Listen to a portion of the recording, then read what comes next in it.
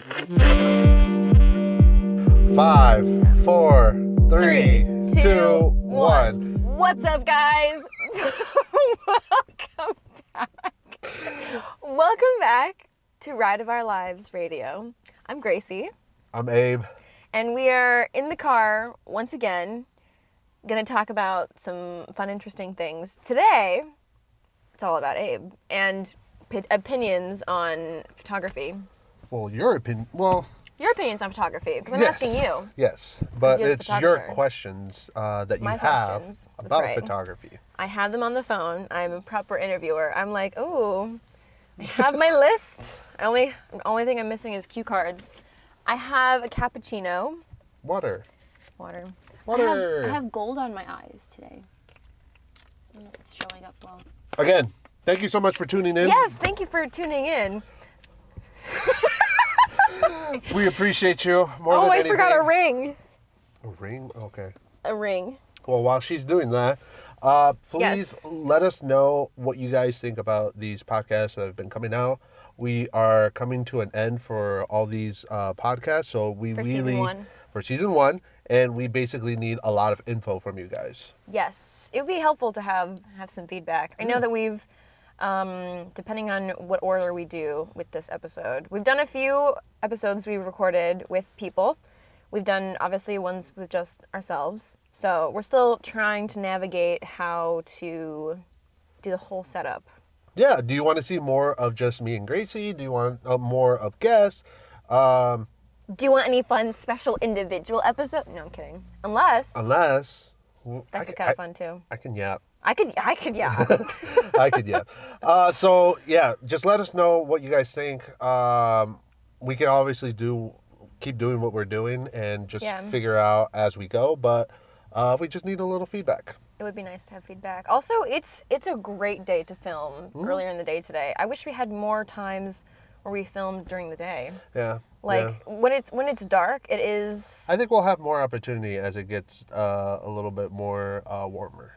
That's true.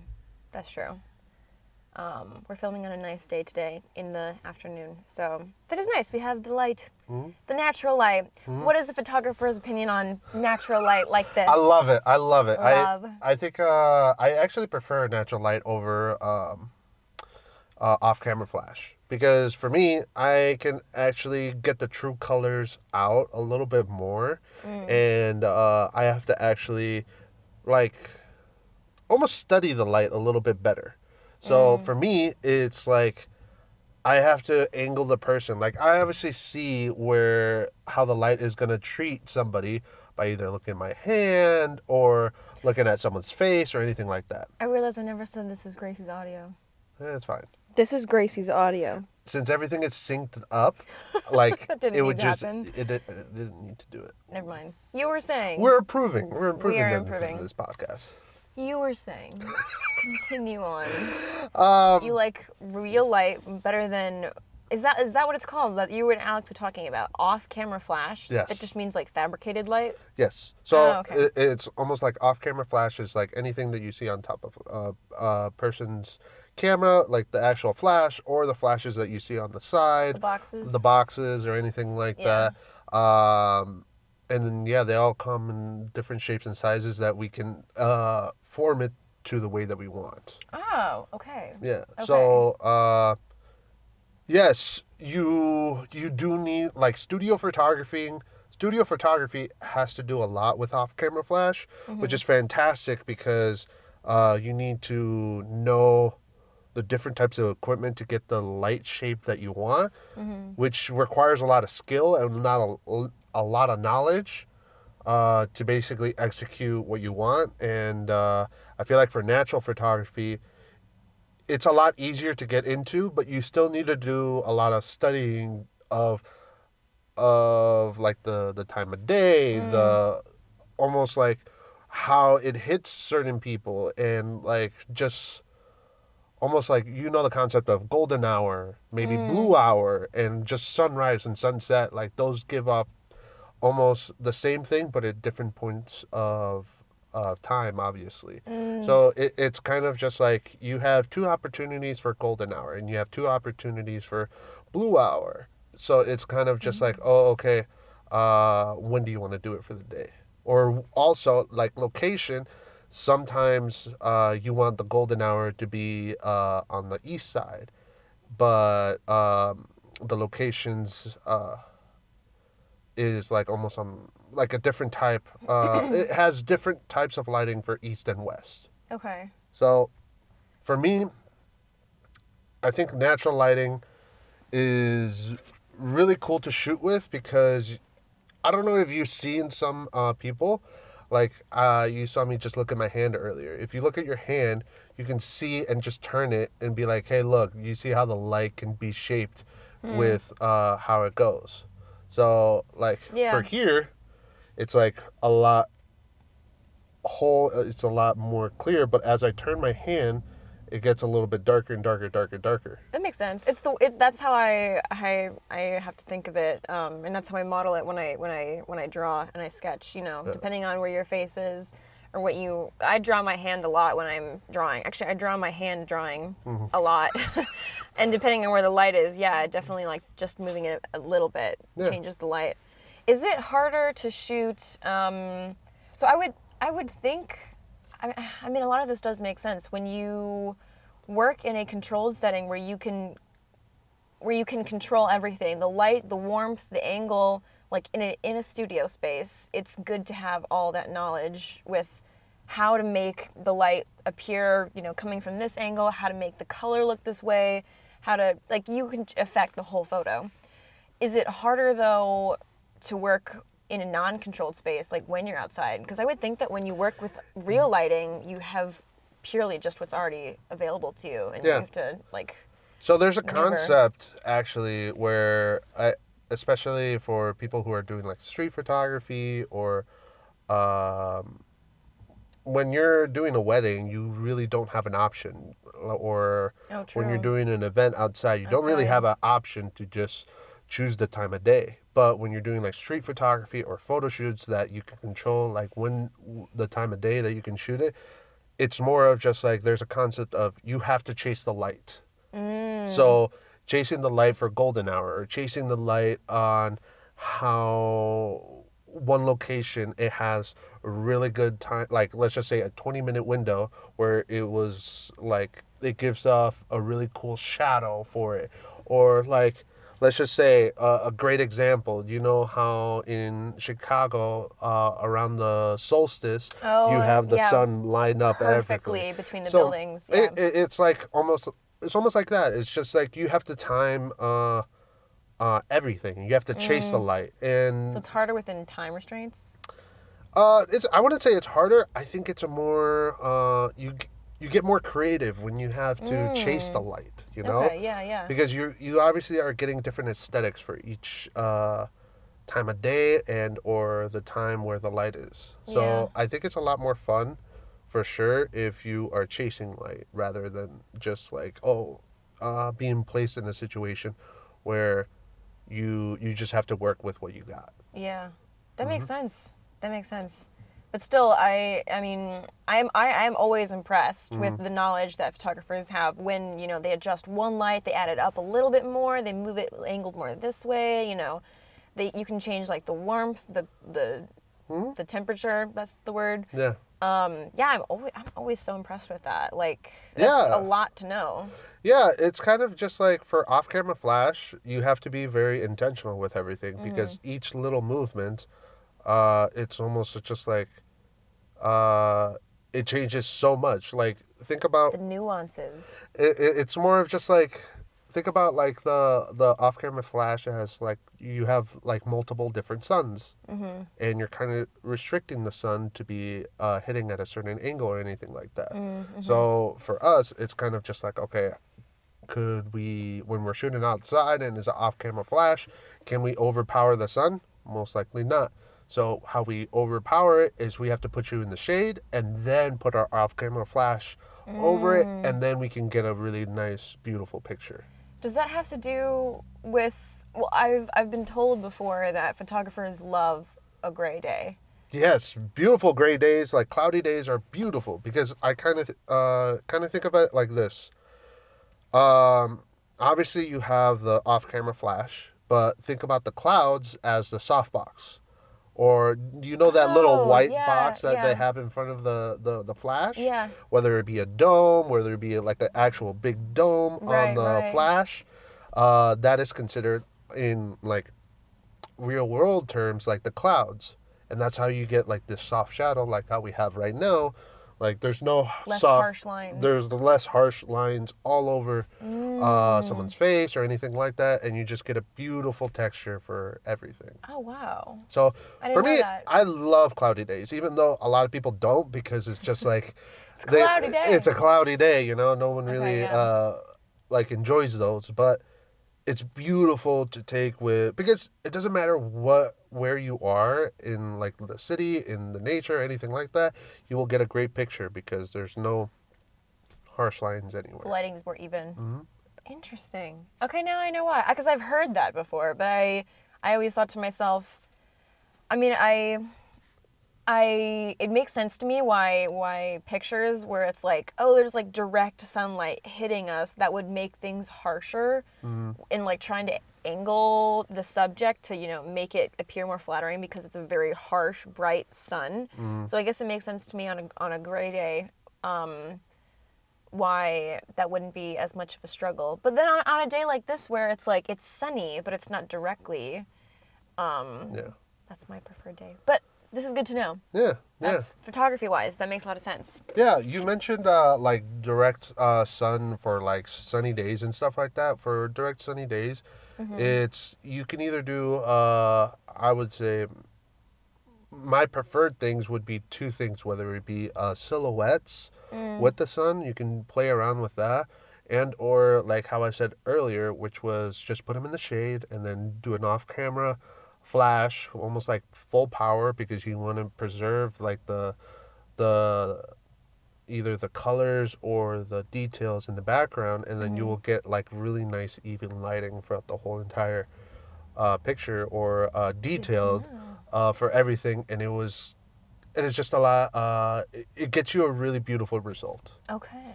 Okay, good to know. Good to know. I have a bigger appreciation for gray, gloomy days now. Yeah.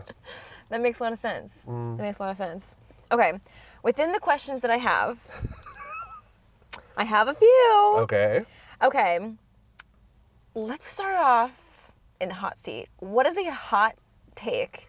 Controversial Controversial. hot take within photography that you find yourself believing. Find myself believing. Because I was going to ask originally like more beginner questions, but we've already had an episode where we talked about how you got into photography. Okay. And we're going to have an episode where we talk about media that inspires us. So I Okay. don't want to add too much of, I mean, eventually I will ask you about photographers and things, but I want to start off by something. You're in more control. You're I'm in control. I'm in the director's chair right now. I You get to, very much are. but I'm curious, within photography, are there any hot takes that you have? Or controversial hot takes? Something that would make me go, whoa! Or it doesn't have to. Just anything. Anything. Oh my gosh. Because I have been asked this, someone asked me this question within modeling, and I had to think about it for a while, but then I was like, oh. What was actually, it? Yeah. What was it? Someone asked me if can anyone be a model, and they were like, is that a hot take? And I thought to myself, that is an interesting question because I want to say my initial okay.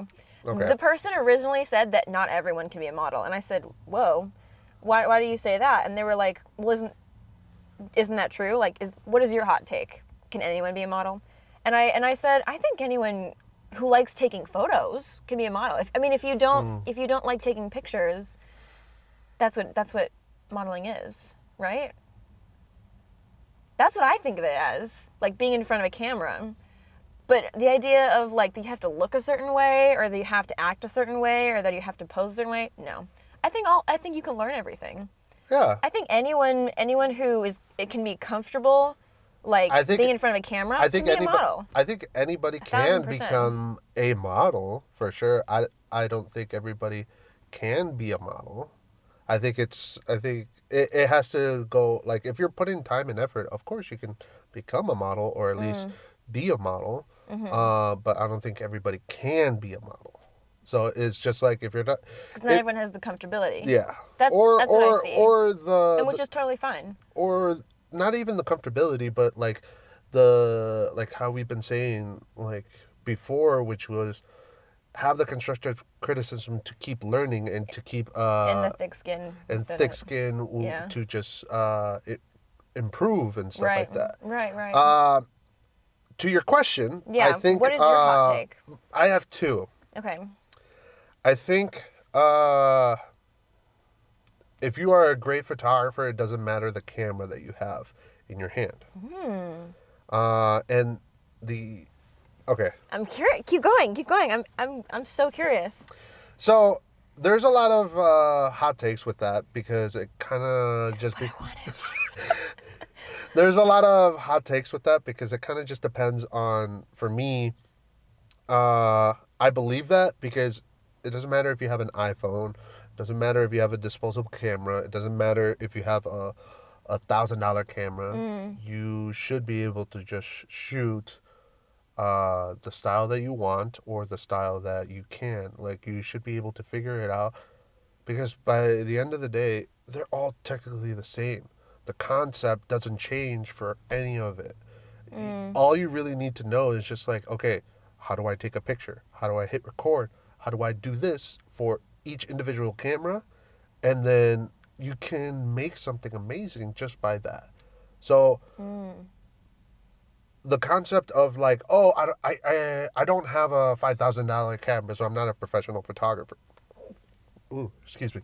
No, I don't believe that at all because you could do. There's been films that won awards that were filmed on an iPhone, and That's true. Yeah. and there are amazing people that are doing more content on just beginner level stuff, and it's not the camera, it's the concept. The concept, which comes from the artist, Exactly. the photographer. Exactly. So it's kind of just like I definitely believe that the photographer is not made by the equipment. That's okay. That was a really good answer because that actually leads into another question that I was going to ask. Okay. Something I was going to ask is, okay, what are your opinions on iPhone photography or tools that can let anyone take pictures no matter their skill level or their artistry? So I always people always ask me this question because they see my pictures on my phone and they're like, "Oh, how did you take this great picture?" and all of that. And I'm like, "We have the exact same phone." Just like your phone takes a lot better pictures. And I think it's just like, well, one, you need to understand the settings. Two, you need to understand your phone capabilities or just camera capabilities, whatever camera that you have, because it doesn't. You need to.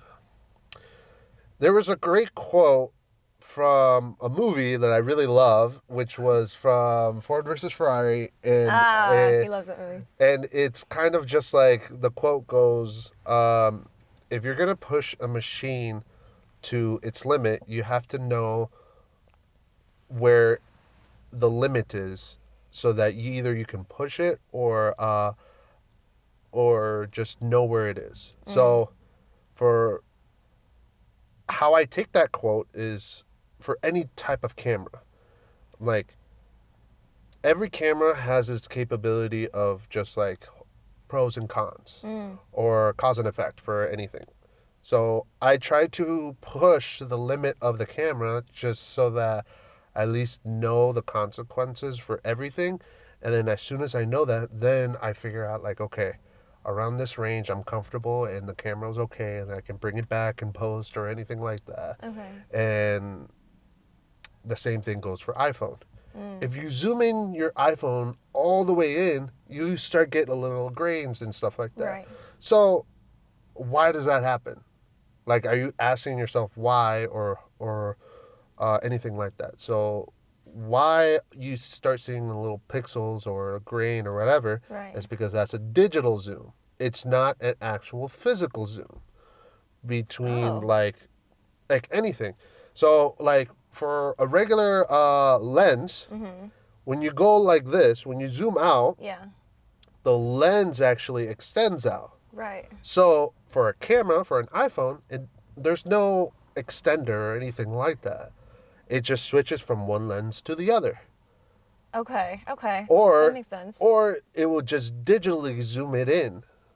So whenever you go like this with a picture, Right. you're zooming in like this, right? Digitally.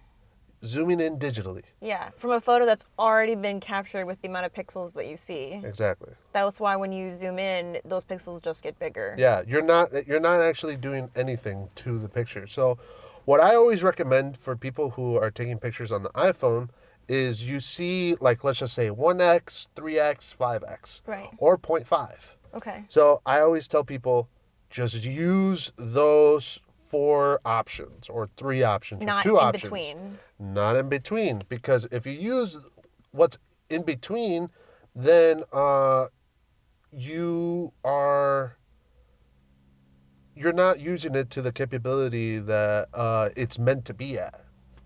Okay. So you're digitally either zooming in or zooming out. But within those 3x and 5x, Yes. is that just like a pre-adjusted? That's why you have 3 lenses in the back of your camera. Oh, I have two. So you have 2. So Yeah. then it's And it just switches to a different lens instead of exactly. you using one lens and then making it. Exactly. Okay. Okay. That makes more sense to me. Mm-hmm. When it comes to people who are wanting to learn photography, Yes. do you think you can start by learning on an iPhone? Yeah, you definitely can. Yeah. I think one, it has to. You have to know. You have to turn certain settings on. Like for me, I turn on the grid and the Oh, leveler. I like the grid and the leveler. I love those because then Good tips. those will help me to either take better pictures vertically or horizontally. Yeah. If I obviously prefer horizontally because that's how most cameras are. Landscape. Landscape. See, I know. Sorry, keep going. Landscape and portrait. Yeah. Give me 1 second. Do your thing. Cheers. Cheers. He also has on new glasses. Did you notice? No. No. I noticed. I think they're cool. Appreciate it. Thank you. Yeah. But you were saying. So Shooting on an iPhone. shooting horizontally and vertically, I turn on the grid because the grid is obviously gonna help me, especially like horizontally. There is a concept called rule of thirds. Yes. So I do know the rule there. the rule of thirds is basically you either want to have something on the line or on the right or the left of those 3 boxes that there are. So if Okay. you do 1, 2, 1, 2, you either want people to be on this side of the frame or on this side of the frame or on the line on each side. Okay. And that is called the rule of thirds. Okay. And if you Yeah. line things up with that, then it will visually look a lot more pleasing. Okay. That makes sense. And there's so many things that we can talk about as we're doing all this, but by the end of the day, it just has to do with composition. Composition is like the most important thing for a lot of different reasons. And after that, it kind of has to do a lot with lighting. So lighting is definitely a big factor for all of this to just get the aesthetic that you want. Okay. Whether that be overexposed, underexposed, properly exposed, something that is completely still, something that you want a little motion to, something that you want the lighting that you want. So it kind of just depends on, you have to know the concept of composition and lighting. What is composition exactly in photography? Composition is kind of just like, think of it as like the framing for an image. Okay. Do you want something to be asymmetrical? Do you want things to be symmetrical? Do you Okay. want things to be on the rule of thirds? There's like so many concepts you can do. The Do you want things that to have lines? Do you want things to like for posing? For posings, what are things for you that you can do to create shape? Let me ask that question. Create triangles. There you go. Create That triangles with like angles. Well, okay. that's not a good way to do it. Yeah, but exact same thing. Okay. So if you can create shapes or ways for you to lead the viewer through the image, then that's how you create a composition. I see. I see. Okay. Same concept, different things. I'm just gonna say I'm trying to picture the difference within composition. Like when I think of composition within like a photograph that I've been in and I've heard the photographer talk about composition and I'm like a human subject. I'm trying to think of the differences with like when you take pictures of buildings. Okay. And it's like they're very straight. So if it's very straight, how would you let's just say you're in a crosswalk, right? Okay. You're in a crosswalk like that. Yeah. It's like the sidewalk comes in here and all that. But if you're in the middle of the crosswalk and you're around surrounding buildings, Okay. and you look straight up. Look, just pretend you're like there's a building to your right, to your left, and two behind you. Yeah. And you look straight up. Yeah. Where do you think all the lines are going to be? Exactly. Exactly. They're all going to be looking straight up, but it's kind of going to make a cross. It is correct? gonna be a cross. Yeah. So, Oh, okay. That's pretty cool. yeah. Do you have any photos like that? Yeah. Can we insert here? Am I giving you more editing work? I think you're giving me more editing work that I don't want to do. Okay, never mind. We will not put a photo right there. Okay, interesting. Interesting. You know what? I will. We'll put it right here. It won't be mine, but I could definitely find one on the internet. Okay, I'm learning a lot about photography. Yeah. Okay, this is good. This is good because I've heard a number of these words before, like within composition, and just also the things that we were talking about earlier on with Yeah. Off-camera flash. off-camera flash. Landscape, portrait, those things I know. Yeah. But rule of thirds, so easy. But okay, this is good. This is good. So you do think anyone can learn photography on an iPhone? Yes. Okay. I was curious. Wait, I think I already asked you this, but do you think that the future of photography will be a lot more people using iPhones, or do you think people will continue? Because the iPhones keep getting better and better and better, where so many Yes. people are able to have that technology like at their hands, and not specifically using it just for photography, but they have an iPhone at their hands where they can use all the different tools with it, and it just comes with a great camera. Whereas you have to spend money to buy a nice camera specifically for photography. How do you think the future of photography will be when it comes to term with like using those nice cameras or using specialty equipment? Will that always be in use, do you think? Do you think more people will gear towards using iPhones because more people will have it readily accessible, or?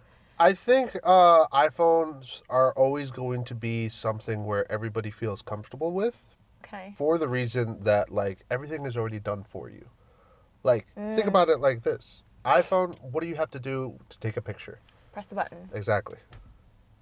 That's right. And on your camera, you have to set everything up. You have to set everything up, and you have to do anything like that. But you can, if you want to get a little bit more technical, for iPhone pictures, what do you have to do? Change settings, make sure that you know how to like at least bring down the brightness or turn up the brightness, or like editing post or after to make it a little bit better. Yeah. You can always make like a little bit better, but also there are things in or apps, I should say, where you can control all the settings of your camera to or of your iPhone to get the results that you would for like a professional camera. I see. So there's an app called Black Magic Camera, something like that. Okay. And it's more specifically for video, but I think you can take pictures on it too.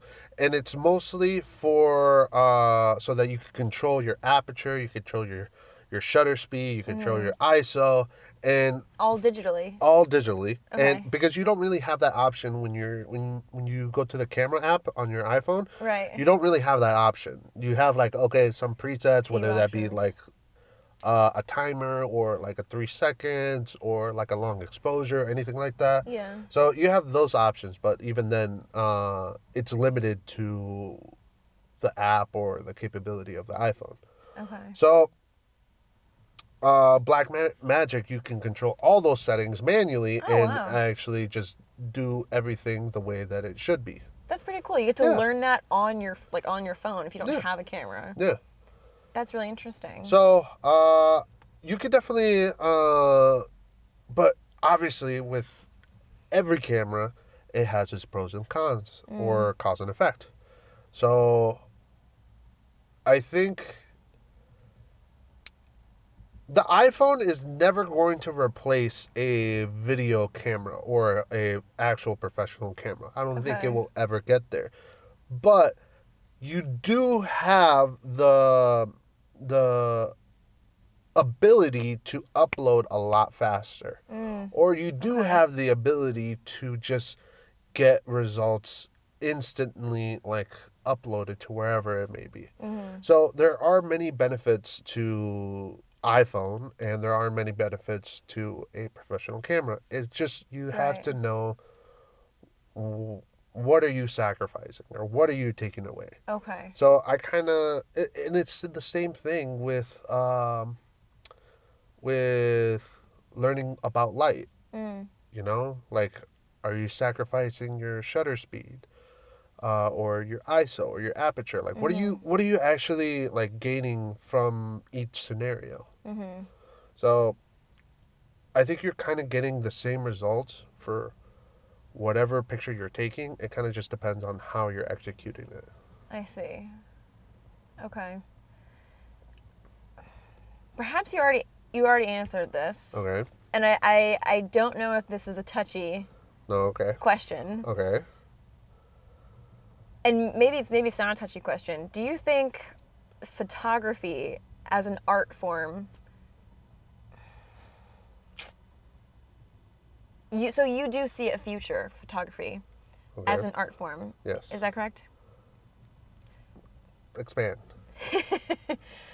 I guess, and I don't know if this is like me thinking about the fact that like, oh my gosh, AI is coming to replace so much of our industries, my industry as well, within fashion and within modeling. And I see how so many people are able to, take great photos or take photos much more easily instead of hiring a photographer because they have AI and all these things that they have readily accessible. And I wonder if, I don't know, part of me is curious if like in 100 years the idea of like taking a camera and having a photo shoot just for the concept of creating something will be considered like, oh my gosh, a lost art form. Which is like a little scary to me. Maybe this is like an open question, but like, I don't think so. For the matter of, think about how many people are turning back into film. that's a good point. That Think is a good about point. think about how many people who are still appreciating going to the museum or just still carrying on that tradition of Yeah. like either how they used to do it. Right. There's still medium format cameras. There's still like Medium. film. Medium format is like the ones that you see like back in the day with the big old tripod. They put the blanket over themselves and Oh, yeah. yeah. So it's like they still do that. They still make that happen. So I don't think photography will go away. I think there are things where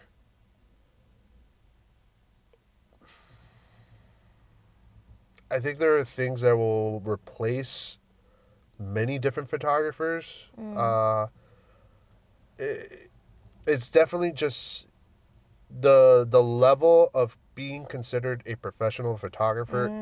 It just keeps getting higher and higher. I see. I think let's just say a couple years ago, the threshold to be considered a professional photographer was very low, and as we keep going through this AI generation and or the accessibility to learn photography, it keeps getting more accessible or to everybody.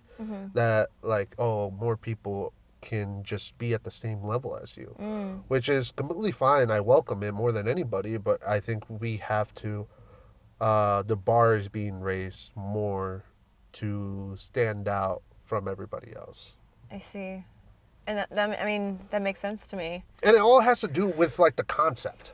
Like it all has to do with the concept of like what is the difference between you and me, and it kind of just has to do, is my concept different from yours, or if you are copying somebody, are you making your own little twist to basically make it your own? Right, right. So I think it has to do with, are you understanding photography for what it is, or are you just copying other people and just being at the same level as everybody else? I see. That must be, oh my gosh. I mean, not just within photography, I see that within other art forms, but like it's so hard with the raising standards to be able to find your own voice as an artist or find your own way. I mean, because trends are so easily. But I also don't see it as a bad thing, because because as much as everybody is copying from each other, it's also just like everybody already created, like there's 3, 5, three, 3, 2, 2, 1. Okay, we're back. Actually, the camera died, but we just switched the battery. Yeah, And now I totally forgot what we were talking about. it's okay. It was kind of my fault because I thought I hit something to keep the camera alive, but Okay. I clearly I didn't. That's okay. Because we're back. And we're here. And I finished my coffee. And I'm well caffeinated now. I'm well caffeinated. I'm so much more awake than I was before. But we were talking about, and this is actually, I don't know if you remember exactly where you were talking, what you were talking about, but I do remember what the concept was that you were talking Okay. about, and it was stemming into another question. Do you have more you wanted to say that you remember, or do you want me to Just take it? rephrase it, or We were talking about like the future of photography as like prevailing as an art form, not dying out, and then the idea of finding your Oh, yeah. voice and Yeah, copying versus making something new. yeah. So I don't think photography will ever go away, because it's kind of just like in an art form where we're taking pictures of things that are real. Like, how are you supposed to replace something of just like somebody laughing at an event, or someone taking that special moment for like your wedding and stuff like that, and it's just like there's been many moments in my career. Or how do you show a robot, how do you show somebody to just basically be like, to capture the moment of like the grandpa dancing with like the newborn, or like somebody capturing of like you nervous about to go right up before the runway, or someone just peeking through the window of like the curtains just to see how you perform and stuff like that. Like you can't tell somebody or a robot to capture those moments, because it's just like the only way to capture those is to record the whole entire thing in so many different angles, and even then it's not going to get the essence of what you actually want. Yeah. You're noticing details, and details is what makes something beautiful. And like, That's what makes you the artist. that's what makes me the artist. But also that kind of touches the fact on like how I pour my love into my photographs, because it's just like I pour the photographs into just like how I see somebody, as far as just like the beauty that I see in them, whether that be like certain tendencies that they have, or whether that be the smile or the interactions that they have with somebody else. It's kind of just like it's the very human moment. the human moments that are that I see in people, as far as just like how I feel like they should be highlighted the way that they should. Yeah. So for me, I don't think you can ever show anybody how to take those pictures or to notice anything like that, because it's Yeah. just like there's no way. And if there is a way for somebody to teach it, that will be a very scary moment. That is pretty scary. But I don't think we have to worry about any of that, because it's kind of It's just not in like our lifetime. it kind of, I don't think in anybody's lifetime, because it kind of just has to do with like someone's perspective on how they see the world. I see. So I really don't think of it like, my perspective of the world is just like, I see everything good. I see there is love. I see there is nature and intention with details. And with that, it's just like,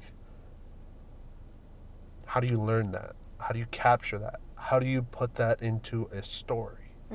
So for me, I try to, whenever I can, in either weddings or special events or any corporate events, I try to capture that the best way that I could. Yeah. And it all comes down to just concept. Like, are you understanding the concept? Are you understanding the importance of the relationships that people have with each other? Are you understanding the how someone's feeling? Like, Yeah. if you see someone nervous, how do you capture that in the best way where they're not doing anything embarrassing, or they're doing something like, I captured this one picture in a fashion show of someone just like, they just took a breath and then they just performed.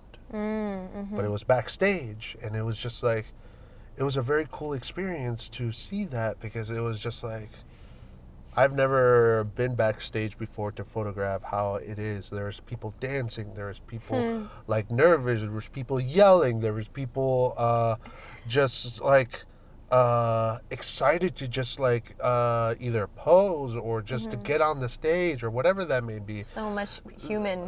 There's so much chaos. emotion, but it's chaos, but it's controlled chaos. Yeah. And it's like fantastic to see that for the first time, because I was always at the end of the runways capturing always a perfect moment, but never what's behind the scenes. Yeah, that's true. There are so many qualities within a photo where I can see it as like, that is a great photo, where it's like the person behind the camera can see something that no one else can see, or they just amplify it, whether it be like the beauty of like an interpersonal relationship between two people that no one else in the room can see, or it's like the little moment that someone is taking for themselves, and like the photographer can see that and captures it, and there's And that's where like documentary photos become essential, because we see it in artists, we see it in like presidential campaigns, we see it in like so many different forms of media, where it's just like the behind the scenes are becoming more and more prevalent on just like how does this person handle this situation, or how does this person focus, how does this person achieve this hurdle. And like, if you have somebody that is just following you like for, let's just say, 24 hours of just like this stressful time, like, and you capture them the way that they should be highlighted, whether that be in their moment, in their element, and not bothering them, and it's just like, hey, they did this, and this is how they did it. Yeah. That totally reminds me of the fact that Instagram has gotten, at least, okay, thinking about it in terms of me, not a photographer, but as someone who consumes media of lots of people taking pictures, it is nice to see how, at least over the past 5 to 10 years, the way people do post pictures that they take, whether it be more professional or just iPhone photos, is they are capturing more of the behind the scenes. And I like that, because it really does show like the humanistic aspects of, is that a word, humanistic? I think so. It shows the human. We made it into it. We made it a word. it shows like the human aspects that I feel like for so long people thought of photography, at least from my end, what I would think of as like, oh my gosh, photography. I would think of it as like superposed, has to be perfect. But I don't know, maybe also me getting more into the industry, I learned that it's not all perfect. It's like it gets to be imperfect. But I feel like trends with showing pictures online, I just remember back in the day when I first joined social media and the people before me who were in social media, even before I was online, it was like every picture that you posted was like, it had to be a good, perfect photo. And now it's like you can see the behind the scenes, you can see the accents of it, you can see the imperfections. And people are posting behind the scenes of like, this is us getting ready before this crazy shoot. You'll see the perfect shoot in a minute, but like, we still want to share this with you online. And I love that. And that is true. Like a photographer, I like that more people are capturing that. Yeah, and it is becoming an industry by itself. But I think to your point is, it's kind of, I feel like a lot of people have a lot of behind the scenes, whether it's a portfolio that they've never published or something that is has a lot more artistic meaning behind it. And it kind of goes on what you said, like social media, it has to be the perfect photo. And that perfect photo has to be with the trend or the beauty behind whatever it is. And that is not going, I feel like the if you don't have a certain amount of following or you don't have the publicity for this certain thing, it will probably just get glossed over because that if there's no, like, I could take a great behind the scenes photo of like a nonprofit of whatever that may be, but if Okay. like no one knows that nonprofit or if no one just does whatever that there's no story behind it, it's kind of just like that photo would be overlooked to whatever it actually is. Let's just say it's uh, a parade of, like, let's just say the biggest balloon in this parade, let's just say Macy's parade.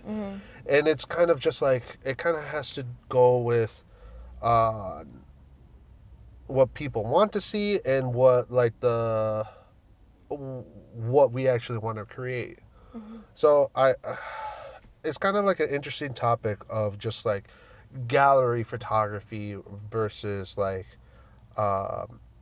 wedding photography, where it has to, and even then I know a lot of people could argue it too because there's a lot of photographers, especially wedding photographers or luxurious photographers, that are incorporating like the the actual storytelling or beautiful venues, whether that be in Italy or in Dubai or in Egypt, where you have these beautiful locations or venues that you can shoot a luxurious story or luxurious concept to basically make it a little bit more art, you know? Okay. Yeah. But I'm kind of like almost contradictory myself a little bit, but I do see it as like, well, um, like what are you doing for your photo? Are you doing it more for gallery photography, or are you doing it for like the client or whatever that may be? So it kind of just depends on certain situations or how you want to take that picture. I see.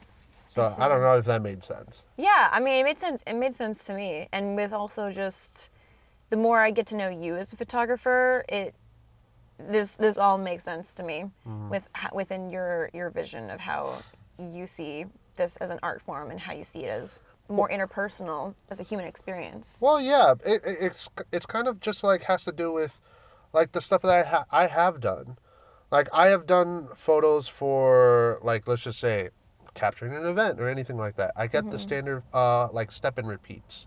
You know what those are? Like the ones where you have a backdrop and you're taking the exact same picture and it's just couples just posing right in front of me. Like those are like regular pictures for like the event or the client or whatever that may Right. be. But I could do something that has to do with a little bit more emotion behind it, or there's a concept behind it, whether that be our photo shoot or like a photo shoot like with a client that we're doing something for their website or anything like that. Like there are many times where you have to like there's a give and take for everything or Okay. what people actually want. So yeah, And you're trying to figure out how to capture that the best. yeah, for whatever situation that comes my way.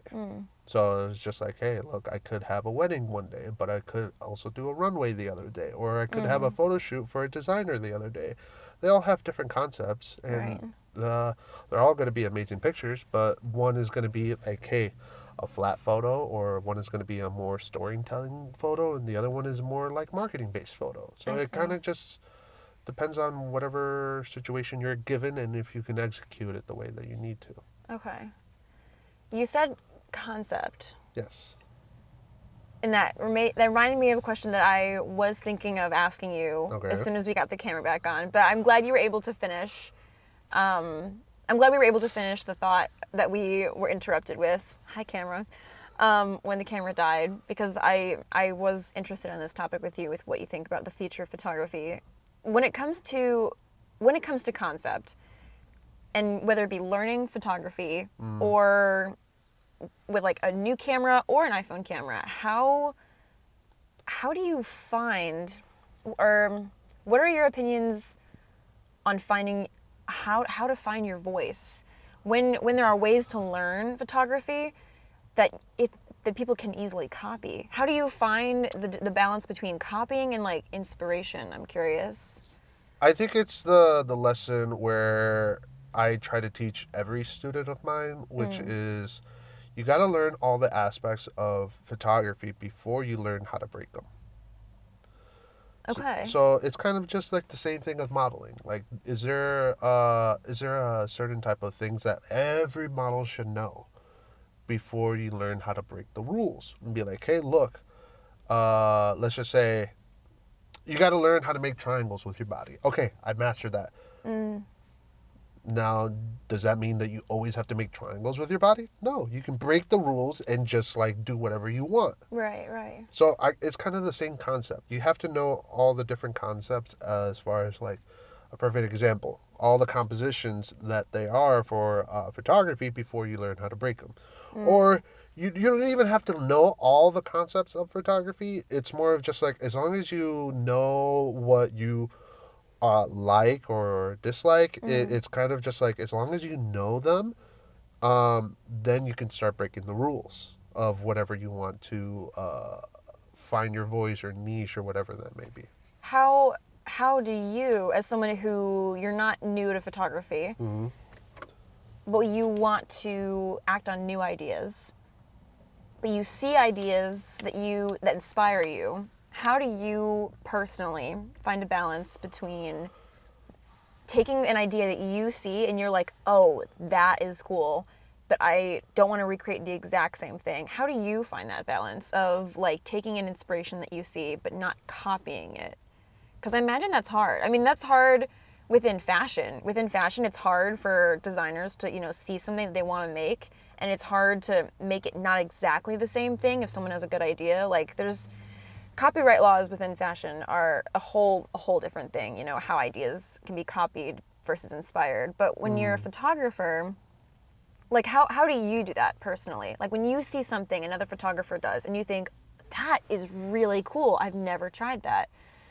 Do you have like a certain thought process or a certain thing, or a certain like checklist of, okay, well, I definitely want to do this, but I definitely can't do this, otherwise that's copying? Or how does that work for you with like creating an image? I think for me, it has to do with obviously whenever I see a picture from like let's just say Instagram or anything like that. One, the studio is not going to be the same. Two, the True. model is not going to be the same. Right. And kind of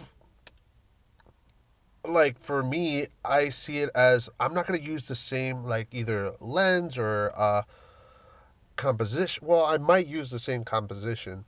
Okay. It kind of just has to do with like, okay, they only showed me, like, let's just say 6 pictures. Am I gonna copy 6 pictures?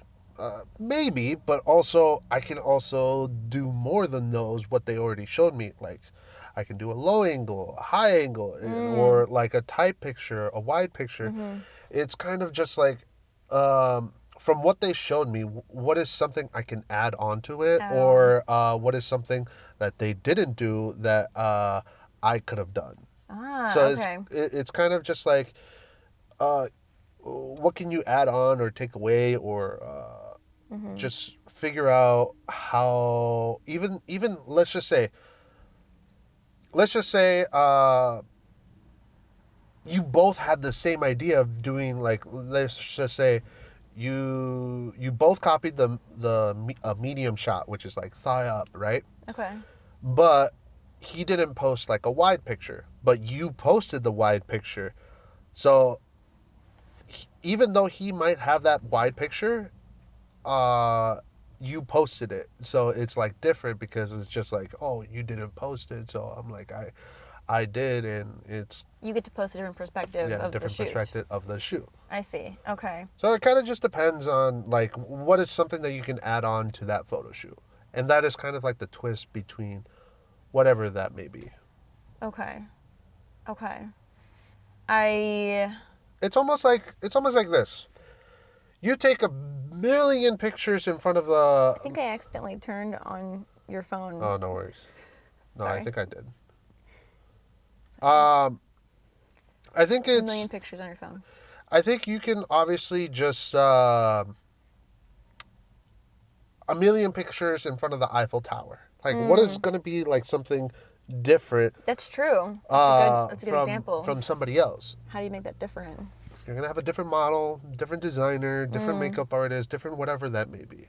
But you are really not changing the location of, like, or the Eiffel Tower, Or the concept or of the concept or whatever that is. Right, right. But like, you can have it black and white. You can have like an isolated color. You can have so many different concepts that you can still do of one location. It kind of just true.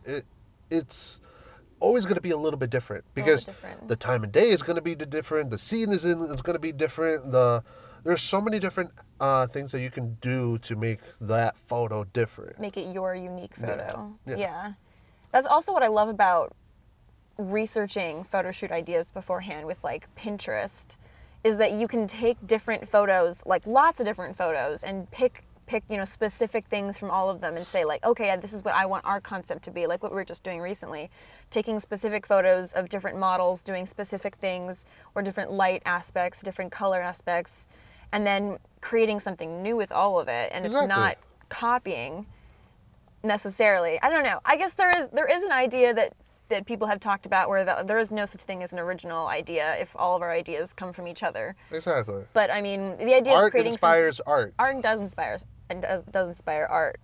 But that it was just reminding me of that, because we were thinking about another photo shoot. It's like, yeah, we take and pick, we choose and pick different things that we like from what already does exist to try to make our own. It would be different if we did try to make it exactly alike. Like if I tried to look exactly like another model with the exact kind of chair or something, then I could see someone online being like, this looks just like this person's photo. But at the same time, I wonder what there's so much art and media on the internet that I don't know. I don't know. The whole topic of copying versus inspiring is a confusing one, I think, because I think but by the end of the day, I really see that.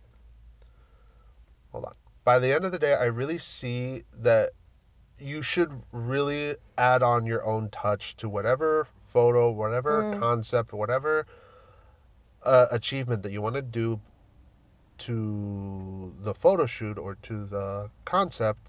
Like, you should just add on your own personal touch. strive to make it different in that way. Because then Yeah. if you are copying everything, you're not really learning. That's true. So that's why you need to add true. on a little touch, your little pizzazz, because that's what is going to set you apart from somebody else. That makes sense to me, yeah. It's interesting being an artist trying to find that voice for the first time, I think, because because we see so many other artists posting their craft, and then also tutorials of people being like, here's how to take this photo, here's how I did this. Whether it be someone saying to me, like, here's how to do this photo shoot, you know, you pose a certain way, you look like this.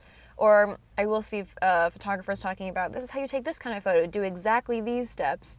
And it is definitely interesting when you're trying to find your voice, knowing when to break away from that a little bit, but also study it. But it's an interesting topic. It's an interesting journey trying to find your own voice. But I like what you said about that, like learning the rules of it before you decide to break away from the rules. Yeah. I think that's a pretty good way of describing it. That's a good way of describing it. Because what I was going to say is, do you think every artist eventually has a distinguishable style, or do you think you mostly see that amongst the pros? Or is that like kind of a macro question where it's like hard to...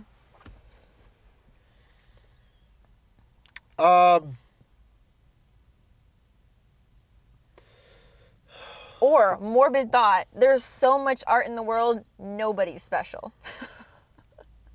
We won't get into that, maybe. No. It's kind of just like the whole movie concept from like The Incredibles. The first one. Have you ever seen it? If everyone is special, no one will be. That's so true. Yeah. That is so true. And also with art being subjective, this topic, can I swear? It's a clusterfuck. Like this whole topic is a clusterfuck of how do you decide what is art? Maybe I don't know if I'm stemming into something that's like heady, where it's like, what is art when we think about it? But I just remember what I hear from my friends who are designers, and they're trying to find their own voice, but a lot of the ideas that they see with what they want to create is based off of other designers that already exist, and then they'll find something that they want to make, and they'll do lots and lots and lots of research, and they'll see like, oh, someone kind of already did make that. So how do you make something new? How do you make something that's distinguishably yours if we all take ideas from other people? It's like, the whole concept is so fascinating to me, and maybe this is getting into more of like, I don't know, maybe this is getting into more of like a non-specific interview question where it's like, I don't know, open discussion of like, what do we think? But do you think every artist or every photographer has their own distinguishable style? I think everybody has, yes, I do, because I kind of see it as everybody wants to try everything, and I know I have my own preferences of what I want to do to basically achieve the style that I want, which is like, for me, I really like editing naturally. Like, you still look like you still... Oh yeah, I so appreciate that. Yeah, like, I don't want to make someone look like a doll. I really don't like that type of photography, but I mean, I know it's very clean, it's very like, commercial like, and it's very like, it's a necessary skill for a lot of photographers to learn, and or like that is the trend, or that is a very important thing that most people should learn how to do. For me, I learned how to do it through I learned how to do it because of my mentors, so I'm kind of just like, I need to learn how to shoot somebody naturally, because that's a picture that they're going to remember for the rest of their lives. And you want them to remember it as themselves. Exactly. Yeah. Like, I don't want them to remember it as like, oh, like, he turned me into something that I don't even see myself like. Which is, some people prefer, some people don't. It kind of just, it's kind of a preference. Right. But like, for me, I want to basically still have you be recognized as like who you are. As you. Yeah. And that is honestly a unique, beautiful perspective. With you have so much experience shooting people having raw moments, which is really nice. And I know not every photographer is in a space where they see that, where maybe their space is more about capturing a perfect moment or capturing a fabricated moment, if that's just kind of the style of photography that they do, or that's the type of job that they do. But you do get to see all the behind the scenes. You get to see all the interpersonal moments, which is like really special. So that is really cool. That is really cool. It's kind of just like And that's part of your style. You that, want to capture that. yeah, I want to capture someone.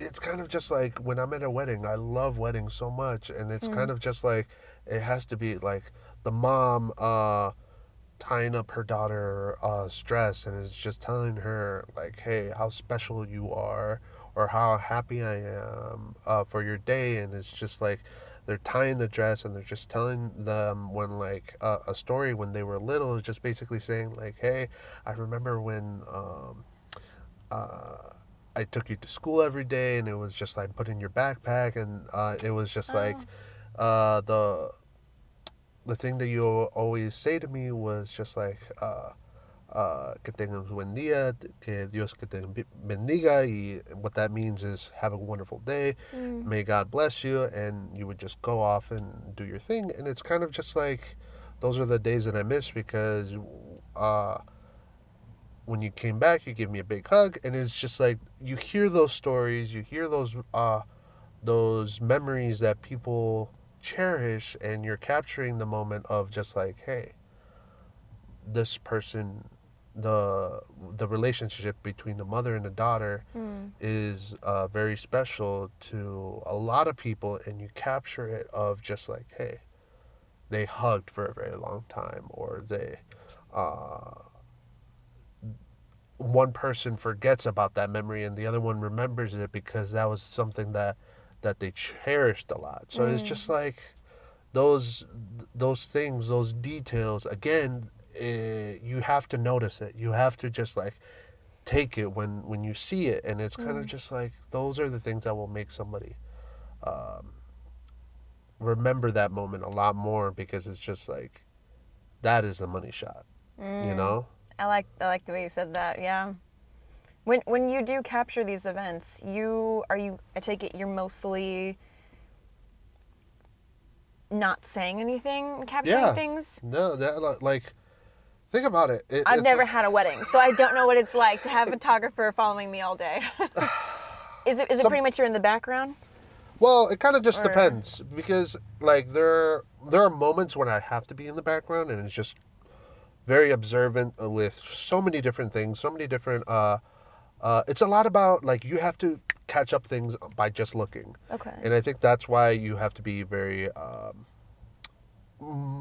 pick up on social cues, pick up on body language, pick up on so many different things to capture like, oh, okay, this person is this person is that. And for the emotional moments, sometimes you have to capture, like direct at that moment. So sometimes when I'm doing like the tying of the dress, going back to it, I always initiate it too. I'm like, hey, look, mom, you're gonna pretend to tie the dress. I want you to tell a story when she was little, or something comes from the heart to tell your daughter for her special day today. And then you initiate that, you take initiative, and you almost just let them say whatever they want. There's some people that are just that don't say much, they're very shy in front of the camera and all of that. Right. But there are other people that are just like, you know what, this is what I want to say to my daughter. Yeah. So it's kind of different in certain scenarios, but you do have to take that initiative of just like almost create your moment. Create the moment, or guiding the moment to Guide be it that the way. moment, yeah. That makes sense. I imagine on weddings, so many people get just caught up in the rush of it, and like the gotta get this done, gotta get this done. It is Yeah. nice to have someone be like, Yeah. hey, just take this minute. Yeah, there's actually something I definitely want to do for my wedding, because a friend was telling me this concept of, I don't remember who did it. I think it was like my friend was telling me of like this Greek wedding or something like that they do, or a tradition that they do. I don't remember what culture, but by the end of the day, it was when they were having dinner. Everybody was having dinner. The couple, the bride and the groom, weren't in the same venue or weren't in the same hall as everybody else where Oh. they eat everybody. What they did was they took the bride and the groom into another room, and they decorated the whole room with like candles, bouquets, Oh, flowers, like a and all special that. dinner once they're married. Yeah, and it's just like you have half an hour to an hour all by yourself, and it's just you two, and you Yeah. take an hour of just eating together by yourself. You just have a private dinner and all that. Oh, I love And for that. me, I really liked that because it was just like, wow, I haven't seen from all the weddings that I've done, I've probably done more than like probably like 500 weddings. I believe it. That it's just like that concept is beautiful because it's just like I'm gonna take an hour out of everybody's day, even I don't care if it's inconvenient for people or not, that I'm just gonna make time for the person that I actually married. I like that. So I really like that concept. is unique. I definitely want to incorporate it one day, hopefully. Yeah. And it's kind of just like, yeah, that it's something like, and it's like for photography, you do have to take your moments. You do have to take that risk of just like it's the chance that will get you that special moment. You know, it's the chance that will get you that perfect picture. You know, it's that chance that will get you the moment that you want. So I see. yeah, that's how I see it, and how I've always tried to make sure that I get that money shot. You know. Were you there taking pictures of that moment the whole time, or just No. like one or two shots and then you left, or they like specifically were like, we're gonna have a moment away from everybody? No, like I said, I've never seen that concept being fully made. It was a friend telling me about like Oh, she okay. attended a wedding that Okay. they did that, Oh. and it was very cool because I still haven't seen that. You know. Yeah, that is special. Yeah. And I hear on the day of the wedding that you barely even get to have a moment to sit down Yeah. with your new spouse because you're greeting people, you're taking pictures with everyone. That honestly, that is a nice idea. That is a nice idea. Yeah. Taking mental notes.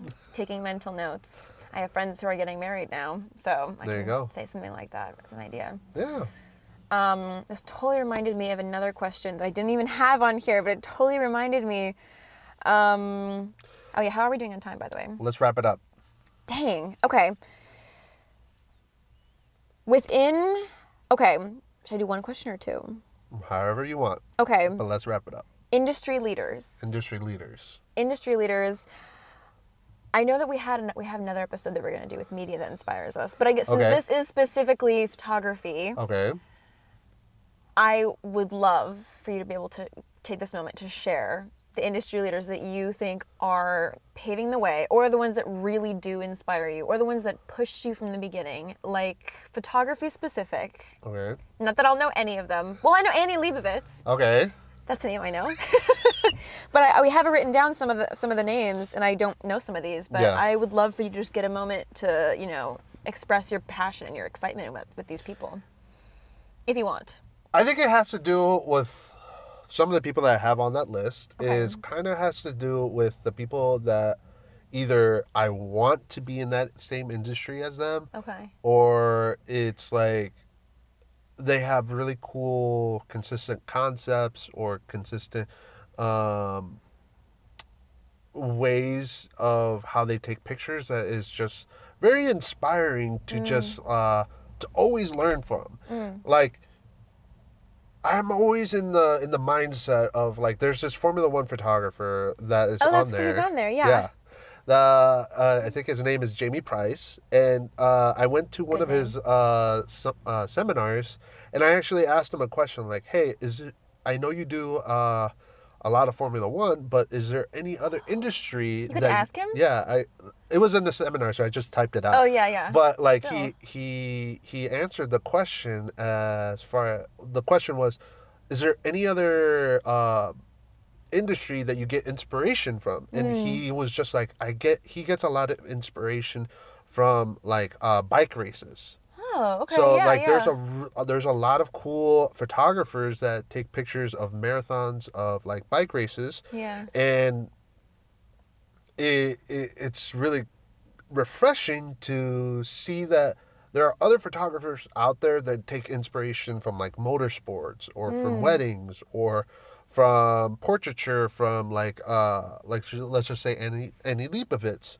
So it's refreshing to know that you can take different concepts from different industries and make it into your own industry, whether it be runway, whether it be weddings, whether it be like Yeah. your, I don't know, let's just say corporate headshots or whatever that may be. Yeah, yeah. So it's refreshing to see that we're all learning from each other, no matter if we're doing the exact same thing or not. Yeah, I like that. Yeah. I like that. Honestly, that I never really thought of that, but the idea of getting to photograph like a marathon or getting to photograph a bunch of athletes who are all in this sport together, that honestly would be, I mean, I'm just thinking of it now, that would be pretty inspiring, getting to capture all of them be in this great race together. The behind the scenes, the prepping for it, like the on the, I was about to say on the runway, that's where my brain went. On the racetrack or the track, like that is, I can definitely see how moments from that would get to inspire you with how you want to capture other moments. And it is kind of just has to go back to where how I teach a lot of people. Like I teach people is just like, hey, well, 3 people on Instagram that are into the industry that you feel like, hey, they're industry professionals. Follow 3 people who aren't in your industry that you can learn from, and follow 3 people who you want to, like 3 people that are like hobbies that you want to learn. Oh, okay, yeah. So the reason why I say all of that is because those 9 people that you followed, they have to have some type of photography, marketing, or like content that they shoot for Okay. social media. So as you see them as industry professionals or anything like that, you will start to notice like either trends that they do or things that they all have a little similarities for all of them, and then you incorporate that with whatever you're trying to do now. Okay. And honestly, I think that's how you spot trends. That's how you spot your own niche of photo styles or whatever that may be. So I kind of see it as like it's a very unique thing that anybody can learn. I see. Okay. And I have to incorporate that with myself That's a because good it's way to kind of, teach. yeah, well, it's not only a good way to teach, but it's also a good way to learn because you're Yeah. like you're learning from other people, and like I wouldn't be the teacher that I am if I'm not taking the same concepts That's a good point. that I'm if I'm showing somebody that they should do this, I should be doing it too. Doing it yourself. Yeah. Yeah. That makes sense. There's another name on this list that I did not have the last name on, but I made his last name blah Oh, blah blah. Who is Nick blah blah blah? I'm he's a Chicago photographer. Oh, sorry, Nick. His name is Nick Fisher. Okay. He is I feel like he's becoming a very great photographer as far as just like he shoots a lot of I'm gonna say explicit photo shoots, but he shoots it more of like the art of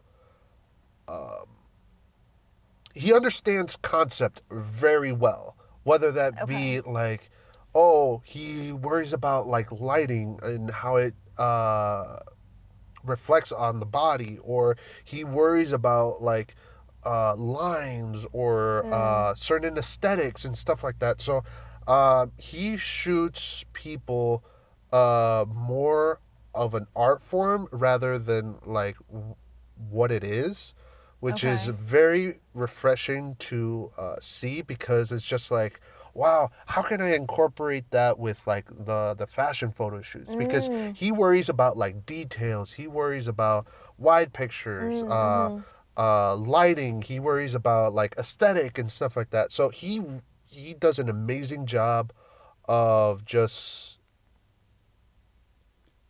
understanding the concept and executing the way that he does. Well, he does it. Yeah, so he does a fantastic job. I think I actually bought a book from him recently. Oh, To we're to talking yeah. about him. Yeah. No, that was a different book, but Okay. yes, it's definitely the exact. I want to learn from him because it's just like, hey, it's definitely something that I feel like a he's becoming a person where like an industry professional for that type of photography, which is Yeah. really cool to see. That is cool. And he's Chicago based? Yeah. That is really Yeah. cool. Yeah, I've been following him for like about a couple years now, and it's really cool to see like the growth that he's had.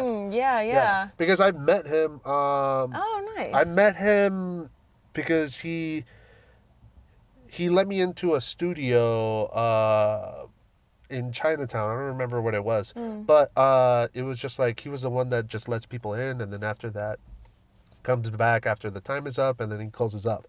Wow. But he was doing a photo shoot like literally right next door for himself Yeah. too, and then after that he was showing me his pictures. I was just like, whoa, that's pretty cool. That's Yeah, really yeah. good. That's And inspiring. it was just really good that he did everything. Yeah, so That is cool. It was cool to just see his work and just he's a great guy. Nice. Yeah, from the first interaction that I had. Oh, I love that. We spotlight the people that inspire us, and they're doing it right. I like that. By the end of the day, Abe, what is a piece of advice you would give either to young photographers, artists in the industry, or your young self? Or Your my young younger self. self. Could be anything, or photography related, or anything. I think it just has to go back to, by the end of the day, people should learn the two concepts that are most important for anything, which is composition and light. If For you photography. understand those two for like beginner photographers, they will they can achieve so many other different types of photography a lot faster. But for intermediate / advanced photographers, I really think if you don't already know this, it's if you understand the concept, you can achieve any type of photography you are trying to execute. Okay. So I think that is my for beginner photographers and experts. I like that. You have it specific. That is good to know. Yeah. I will take that into mind while I take my iPhone photos in the future. I'm gonna have you show me how you take really good iPhone photos, or give me a tip or two, because I definitely be doing the zooming in thing, and then it I'll gets show all you. grainy. I'll show you. Not a problem. Okay, cool. Appreciate it. Thank you for sharing your thoughts. This is our guest today. Thank you for being on my podcast today. Of course. I appreciate you being here in my car with my equipment, with my camera, with my audio equipment. No, I'm kidding. But I had fun getting to learn all about this with photography. I know we already did this. We already did this episode with me talking about fashion, where I got to just like yap and share all my thoughts, and you guys just go off of everything that you're curious about. And I was curious about a lot of these things, whether it be photography in general or your opinions. So it was pretty cool. I'm glad I got to hear. Yeah. Yeah. And thank you for tuning in and listening, hearing us yap as we like to do all the time. All the time. And I don't know if you have any other thoughts. Nope. I was going to say we'll see you on the next episode of Ride of Our Lives Radio. Bye. Bye, guys.